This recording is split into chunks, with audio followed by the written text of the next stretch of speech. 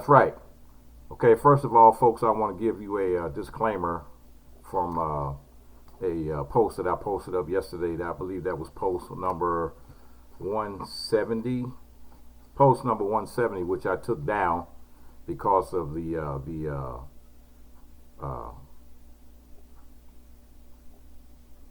video that I posted up. Even though it was a real video, it was not the video of the Kobe Bryant helicopter crash. It was from maybe 2 years prior to that, and I was not aware. And once I became aware of it, I took it down. So this is a disclaimer. I don't ever want to bring you something that's not accurate. So my apologies for that. Okay, on with the show. So here's a woman whose father was in prison her entire childhood is now empowering others. First of all, I like to say, as a brother of a person that was incarcerated, I had my brother that was incarcerated when I was a teenager, and one thing that people don't understand, they always talking about, they always try to take the hard line and say, well, they did the crime, they did this, that. But the only thing that people don't understand and they don't look at is the effect and the toll that it takes on the family of the person that's incarcerated. And I personally felt a lot of grief and a lot of anguish dealing with the fact that my brother was incarcerated. Also, I watched how it affected my mom and how it affected my family, but specifically how it affected my mother and almost drove her to the point of a nervous breakdown. So that in itself made me try to change my life and try to do things differently to take the pressure off of her. There was no need for me to try to put any more pressure on her, and I had stopped doing all the crazy things that I was doing out in the streets. But anyway, on with this story. When Melissa Marshall was just 7 years old, her dad was sentenced to prison for murder charges, and she essentially grew up fatherless. Now at 35 years old, she has decided to become a mindset coach to help empower other fatherless women. Her best-selling book, Mind Over Matter, offers a needed guidance for girls and teens who are growing up without a father in their life. For male prison inmates, there's a silent suffering, not only for them, but for their daughters who are outside. The daughters feel a sense of fatherlessness, which is harsh as any prison sentence. Daughters of prison inmates face challenges that are not only being understood now, only now being understood. Around 1 in 3 children in the U.S. grow without a biological father, according among the youth housed in correctional facilities, 7 out of 10 are from fatherless homes. Teen girls growing up without a father are 4 times likely to witness pregnancy before turning 20. The silent epidemic outlined above needs to be addressed. Melissa's book, Mind Over Matter, does the job well. The book tells readers how to free themselves from their internal cell blocks, grab the key that lies within, and unlock the doors to the future. This book will show you how one decision, the decision to change your mind, has the unlocking power to not only free you, but to change your life. You'll feel better. You'll heal better when you feel better. And her book, Mind Over Matter, is available at Amazon. And if you want any information about Melissa, you can go to www.IamMelissaMarshall.com. It's IamMelissaMarshall.com. IamMelissa.Marshall.com. And yeah, I can identify with where she's coming from because, like I said, having a family member locked up, you never know. I mean,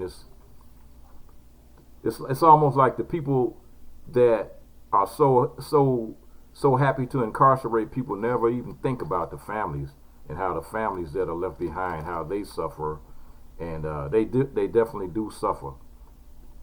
Okay, here we go. 6 Georgia lawmakers introduced a bill to hold police officers accountable for shootings. Atlanta, Georgia. 6 female Georgia lawmakers have taken a historical action by filing a bill that requires all state and local law enforcement departments to create a use of force database that is accessible by the public. The Use of Force Act, House Bill 636, was filed by state representatives Renita Shannon, Sandra Scott, Erica Thompson, Pam Stevenson, Park Cannon, and B. Nugent. The bill comes on the heels of a considerably large number of high-profile officer-involved shooting cases in Georgia. The names of the victims are and the list is long. And the cases of Atkinson and Griggs were both heavily featured on BET Cop Watch docuseries. After the show premiered, former Atlanta police officer Sung Kim was forced to resign for the shooting of Jimmy Atkinson. Witnesses say the father of two was surrendering with his hands up when he was shot in the face. The FBI task force attempted to arrest Atkinson for his alleged involvement in an armed robbery. The APD police report stated at the time of Atkinson's murder that a follow-up interview is needed with Brogan to check the discrepancies in the two stories. A witness to the alleged armed robbery told police that Atkinson didn't rob anyone. So this is a good thing.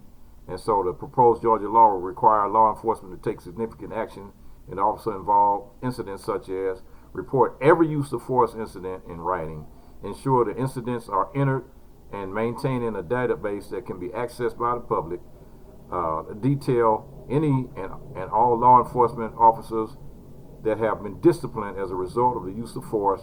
If the legislation passes, law enforcement agencies will be required to update the database with the information from the previous month. That's in the state of Georgia. Okay, and here we go with another story. And this story here is a good thing because we have Black History Month coming up, and a lot of the young people don't understand and they don't know about the thousands of of inventions that black people have created, and all the technology and things that we have created overall. And here, just like the first heart transplant was done by a black person in Africa, now here we go with a successful team of 78 black doctors and nurses separate conjoined twins. And this is happening in Nigeria. Mercy and Goodness Eid, twin sisters who were born conjoined at the chest and abdomen, were successfully separated after surgery completed by a 78-member team in a national hospital in Nigeria's capital, Abuja. We are just happy and proud that the team that worked on this surgery were Nigerians. It was done in Nigeria, and the patients didn't have to go outside the country. National Hospital spokesman Dr. Teo told CNN, noting that it was the first successful surgery on conjoined twins at the hospital. Conjoined sisters were born in August, but the doctors were only able to perform the operation in November due to some complications. We needed to determine if they could live independently when they were separated. We found out that they were sharing a diaphragm and one liver was serving both of them, but all other organs were separate. Aside from having conjoined parts, the twins who suffered from a condition known as, I'm not going to even try to pronounce that word, a birth defect that left a section of their intestines outside their navels. The twins underwent a complicated and dangerous 13-hour surgery 6 weeks ago. The hospital was only able to release the details recently that they have ensured that there were no post-surgery complications. Moreover, the surgery, which would cost about thousands of dollars, was done free of charge at the government-run hospital to not burden the twins' parents who were working menial jobs. So that's congratulations on that, man. That's wonderful. You know, that's beautiful. That's a beautiful thing, you know. And here we go. Entrepreneur and philanthropist launches Black History Before Slavery campaign tour. Washington, D.C.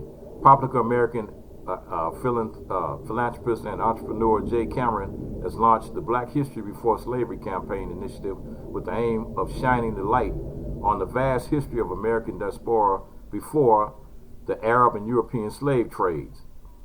The new campaign tour, which will be spearheaded by Maximum Impact Success Academies and Maximum Impact Travel Tours, a travel company associated with Mr. Cameron.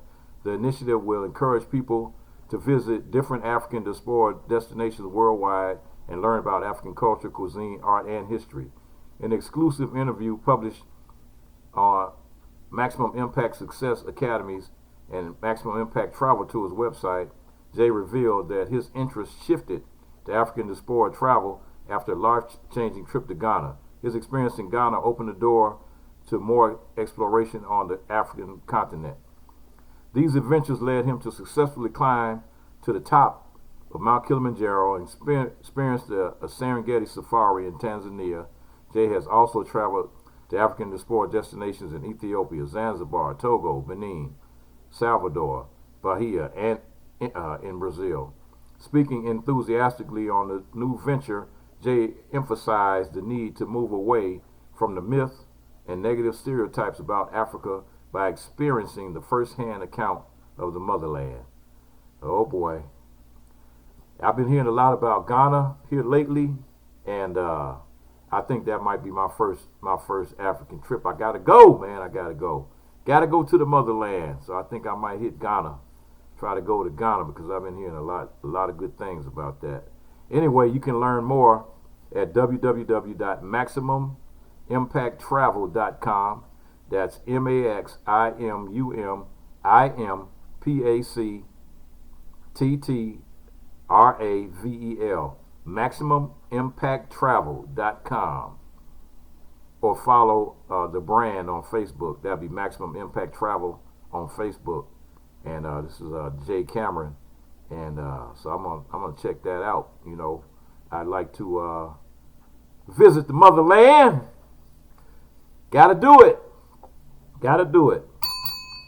That's right. We got some feel-good stories here after dealing with the day of tragedy yesterday. We're dealing with the Kobe Bryant and his daughter Gianna and the other families and people that were on the plane, on the helicopter that crashed in Calabasas, California yesterday.